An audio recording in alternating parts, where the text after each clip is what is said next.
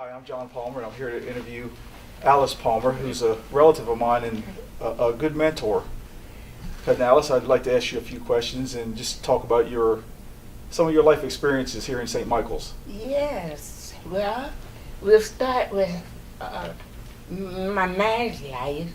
I'm married to a wonderful man, Lester Palmer, which is the cousin.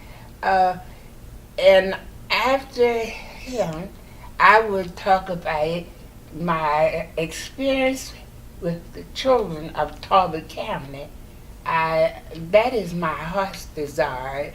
Every time I look at children, I just thank the Lord for allowing me to spend 27 years teaching them about how the down the shore was before it was a museum. Mm-hmm. You know, it was a seafood industrial seafood, and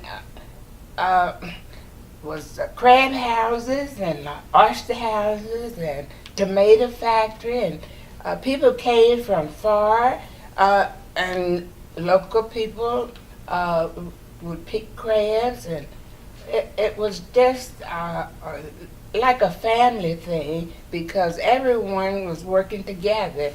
And as my days and watching St. Michael's was turning into a ghost town because people were closing down the stores, and it was terrible.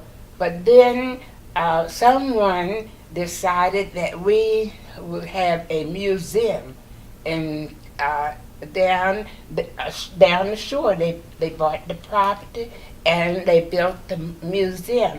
And eventually, sometime after, they would have a day for crab feast. Everything was crabs.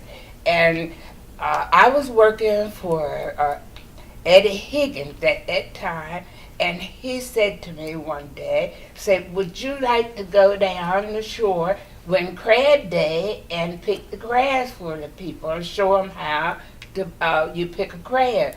So I told him, yes, I would like to do that. So that was a start for me, and a very good start, because I was interviewed by many people, and some came from South and some came from New York, and eventually I talked to the manager of the museum, and he said, we would like for you to go around to the schools in Talbot County and talk to the children about how the down the shore was before it was a museum. So I told him right away, yes, I would like to do that. So every school in Talbot County I have been in to teach the children how to pick a crab. And so it was getting so large. There was like in Easton, I would have like 5 or 6 classes, and of the children at that age. So they decided that they would have, instead of me going to the schools, they would come to me. And so they bus the children, and each school, like Timmins Island was my smallest class. I wouldn't have over 11 in the class, and I could pick the crabs, and we asked a permission from the teachers and the parents, could we give the crab meat to them? But it was past that. We didn't want to do that because, Okay. like me, there was some that was allergic to crabs, and we wouldn't know who was allergic to them, so we didn't give them the crab meat. But we kept on, and then during that time, see, I worked so much with the children. I worked with at the hospital from 11 to 7, and from 8 o'clock till 4:30, I would pick crabs. So it was hard at first with me, but I wanted to help my husband Lester to buy our first home, and so I worked the 2 jobs. Sometimes I worked 3 jobs, but it was according how early I went in the morning. I just had a good time. That's all with my good. life. Yes. That's good. And How long did you work with the kids at the Crab Claw and the schools? every year up until last year. Oh, okay. Yes. How many They years? gave you me think? a party. 27 years. 27 years. Yeah. Wow. Uh-huh. So 27 you've seen years. a lot of kids come and go through that Oh school. my. Yes, and I got a mini invitation for graduation. Yes. Yes. Earlier we were speaking about some kids. You said you saw one of your kids that just graduated, and he was really quiet. Yes. And how when well he. Well, when his class, when he was in the 3rd grade, his class came, and all the other children in his class was asking me questions, but all he did was just sit there and he watched me. Every move I made with my hands, he watched it. And so I saw his grandmother, and I said to her, I don't believe that I got through to your grandson by pictures. Said, oh, yes, you did, say, because I don't have to pick crabs for him anymore. He picks all his Grammy and picked Grammy for his brother and his grandfather. I said, well, that's what he was doing. He was watching me. So every time that I would be down and picking crabs, now, because I didn't pick crabs every time, I would be talking to them about the Different things at the Crab Claw or the community. yes, and especially what was going on down the shore. Okay. Which was so much was going on, and then you remember we had a bad storm, a hurricane, and that did something to the seafood, and everything was going down. There wasn't much going on with the crabs and the fish and the oysters. So that's why everything was just closing up. Okay. But then, as I said, the museum brought things back to life. And while they were doing that, they made it known to the children that seafood was one of the main things that their parents had to make a living. And this community has been one of the a lot of people made their living on the water. That's right. And in the seafood industry. Yes. How long did you? How important has that Crab Claw and the community, the museum, been to this community? Oh my! Well, as I said, it was going the town. Well, I watched different places in town put locks on the doors.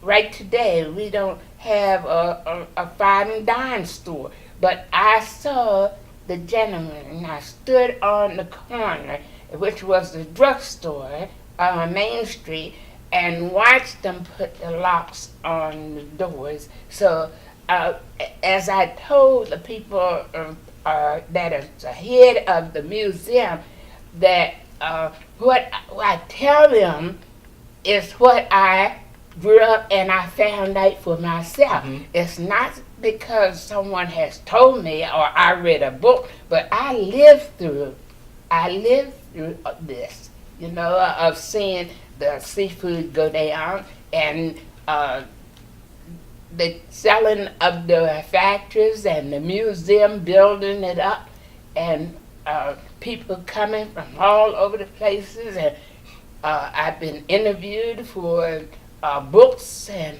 I've been in different magazines, and I have been in a movie and The Swimmers, and I had to teach the main star how to pick crabs in a half a day.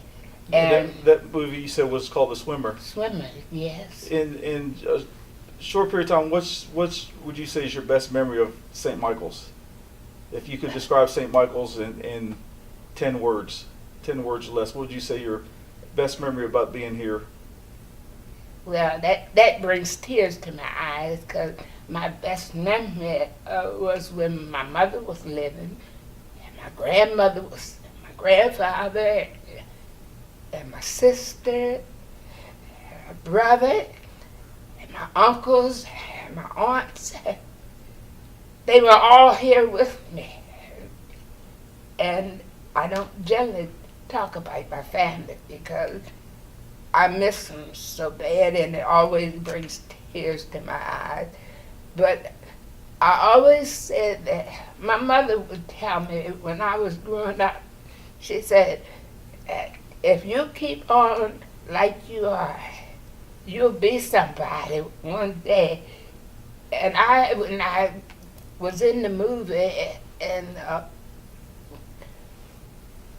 I thought about what my mother had said to me. And my name has gone out that everybody, just about, they call me Miss Alice. And I not only did I take care of the children, but I take care of grown-ups too. And Jane Lowe was one of my people that I worked for her. I taken care of her mother-in-law. She passed, and she was a sweet lady. You know, every morning when I went in, she would throw me a kiss. And when she was dying, we were all around her bed. And her daughter said to me, Alice, look, mother's throwing you her last kiss. And that wasn't true. She threw her kiss to me and laid her head there and went to sleep. And I have said all my life, ever since then, I hope that when my time comes, that I will do it the way that she did.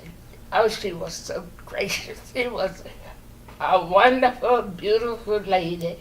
They all of the family, Jane Lowe's family, and Judge Love, they all treated me like I was a part of the family. And the girls, her nieces, Jane Lowe's nieces, every time they see me, they'll go somewhere, I don't know where they go, but they'll always bring me back an angel because I represent an angel to them.